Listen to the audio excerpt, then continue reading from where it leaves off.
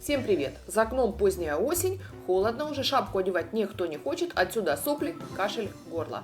Делаем леденцы от горла. Нам нужен мед, лимон, вода, имбирь, гвоздика, бадьян. Бадьян, если кто-то помнит, раньше давным-давно была такая настойка для горла с характерным вкусом. Бадьян попробуйте, вспомните. Сахар, к тому же. Вот такая ступочка там, где я толку специи. Если у вас ее нету, воспользуйтесь кофемолочкой маленькой. Значит, первое, что я делаю, я очищаю имбирь и натираю его на вот этой мелкой-мелкой терочке, чтобы у нас была кашица с соком.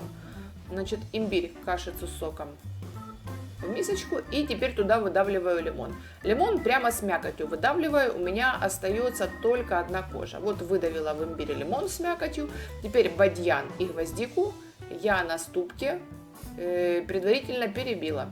Если нету ступки, еще раз повторяю, воспользуйтесь кофемолкой.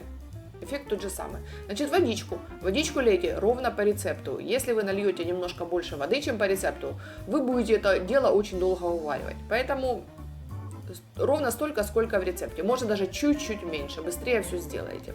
Значит, в воду добавляю сахар, растворяю. Ну, помните, как мы делали в детстве леденцы все. Ну, может, кто-то более молодые граждане не помнят. Ну, все остальные, думаю, должны помнить. Значит, растворился сахар, чуть-чуть карамелизировался. Я туда высыпала имбирь с лимоном. Прям с мякотью совсем. Высыпала то, что я в ступочке потолкла, гвоздику и бадьян. Еще раз повторяю, нету ступки, воспользуйтесь кофемолочкой. Добавляю теперь мед. Пару ложек. Значит, смотрите, если вы боитесь употреблять мед, который прошел термическую обработку, можете мед не ложить. Ничего страшного не произойдет. Лимон, имбирь и специи сделают свое дело. Значит, хорошо это все перемешиваю и еще немножко увариваю. Мне надо, чтобы оно хорошо карамелизировалось, чтобы оно застыло. Хорошо уваривайте, оно должно тянуться, оно должно быть тягучее. Значит, смотрите, у меня есть такая вот старинная силиконовая форма для льда. Вот сейчас я ее буду использовать для конфет. Я наливаю туда свою карамельную конфету со специями.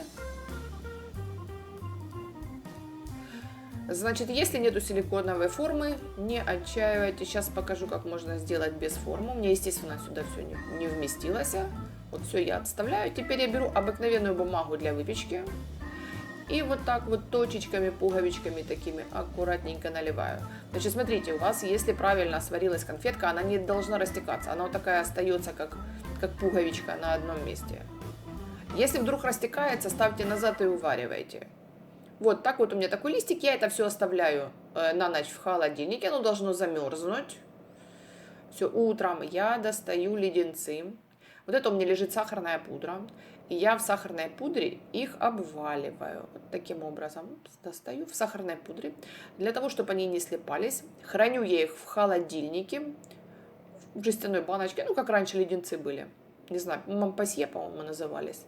Вот, поэтому где-то горлышко заболело, холодка хапанули. Конфетку в ротик. И все нормально, будете лечиться. Значит, приятного аппетита не к месту. Будьте здоровы. Если понравился рецепт, пожалуйста, подписывайтесь на канал, задавайте вопросы, пишите комментарии. Будьте здоровы!